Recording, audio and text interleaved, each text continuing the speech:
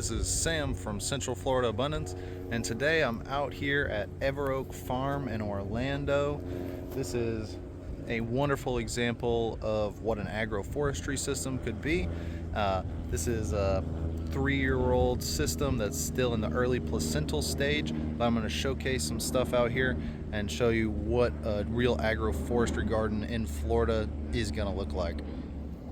So going in here, you can see that it's organized into rows for easier management, but on the sides of these rows we have our biomass producers. So these are all intentional plantings. There's Mombasa grass, pigeon peas there, lots of bananas. There's also mulberry, eucalyptus, and jack bean mixed throughout, and these rows are specifically for producing biomass.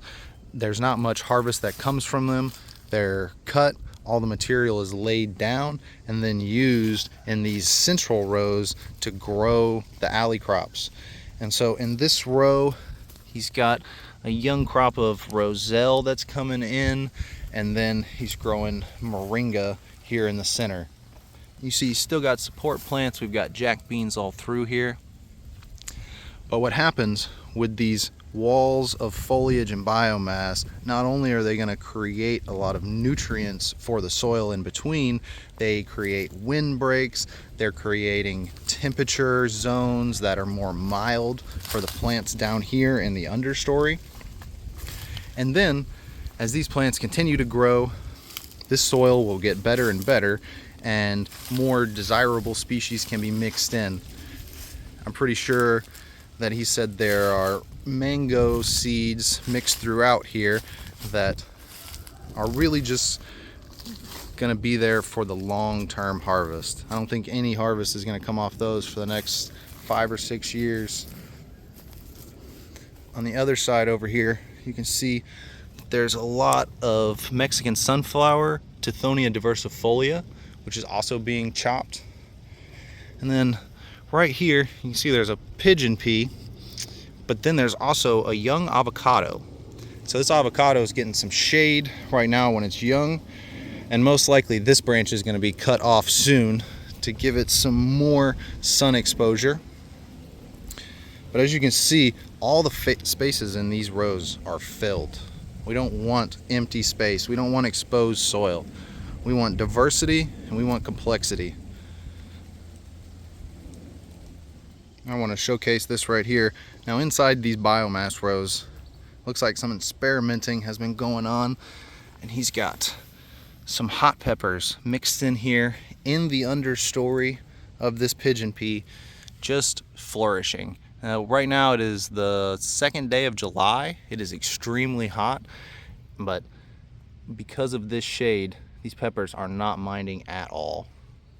Now the key to maintaining successful agroforestry rows is managing your sunlight, and all the plants are going to have different sunlight requirements. You're going to have plants that want full sun, and then it's going to go down from there until you get plants that really enjoy that deep shade. So in this system, he's got eucalyptus, which is going to be his emergent species, and then eventually his high strata. That's going to be the final canopy on this for the first couple years of growth until these avocados here finally reach their full size. So the pigeon peas, the Mexican sunflower, that's all going to be cut down and eliminated from this system, and we'll be left with eucalyptus, avocados, and then I'm sure there will be more diversity in the understory after that. But with the light management, you can open up spaces for pruning. With pruning, if you've got too much shade on an area, it's easy just to take these plants down. Or if you have an area where it's too much sun and you need shade, we plant some fast-growing emergent species that are going to pop up over this, just like these pigeon peas, and provide an initial early canopy. Here's an example of an area that is full of biomass and is ready to be pruned back. Down here, the whole floor is covered in cowpeas, and they are creating a wonderful ground cover. I believe this is a non-climbing variety called Monzuno. I'll have to look more into that. And then there's also Roselle that we see growing in here. But the main crop for this is actually going to be these guavas, and then later on I believe there'll be mangoes as well. But he's getting an initial early harvest from the Roselle. He'll get some harvest from the guavas, and then by that time the mangoes will be ready as well. But the amount of biomass in this row, when all these peas are chopped, when this Napier grass is chopped, when the Mexican sunflower is chopped, there's going to be an explosion of growth from the desirable crops. This row here was just chopped in the understory, and you can see the banana leaves, pigeon pea, eucalyptus limbs, all sorts of biomass just piled up in here, holding moisture, depositing nutrients, feeding the microbes. This is what makes it syntropic, and this is what keeps these systems running. Now, this area of the property was an existing peach orchard, and it's being retrofitted to be a more syntropic style. So in between these peaches, which you can see have about a 15 to 20 foot spacing, he's planting bananas and eucalyptus, and then also seed bombing with pigeon peas, cow peas, other nitrogen fixers inside this mulch bed he's created. And so that mulch bed's going to hold a lot of moisture, feed those plants early on, and then when those grow, they're going to become the chop and drop to feed these peaches. Now, these peaches are a little long in their life to really get the full benefit from this, so I think they're going to be phased out as well, add some more diversity.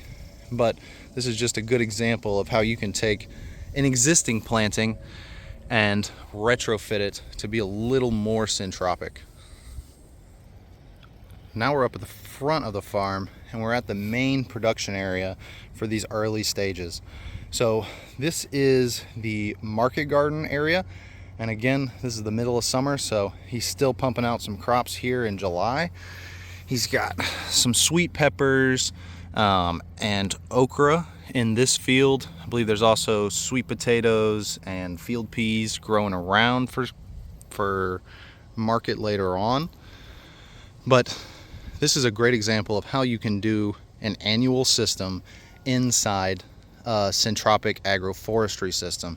So as you can see, the same, he's got the borders on the sides of these beds.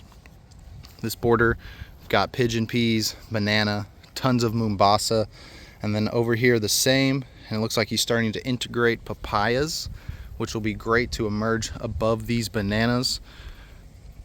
But what this will do is it's going to create, you can see the wind coming through on the bananas, and there's hardly any movement down here in the annuals. We're getting a little bit on the tops of these okra, but the interplanting here of peppers and okra, the okra is meant to act as a canopy to shade these pepper plants, just like the one we saw hidden in one of those rows in the back.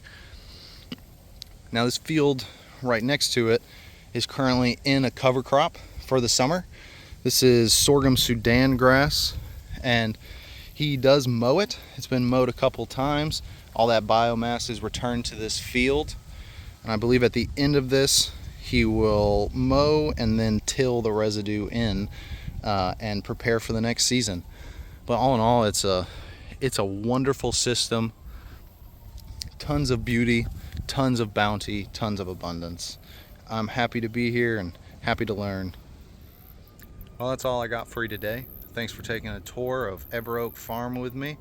I hope to come back and visit again, and I hope you guys come out here and check it out. I'll post a link in the description. Subscribe and like if you want to see more.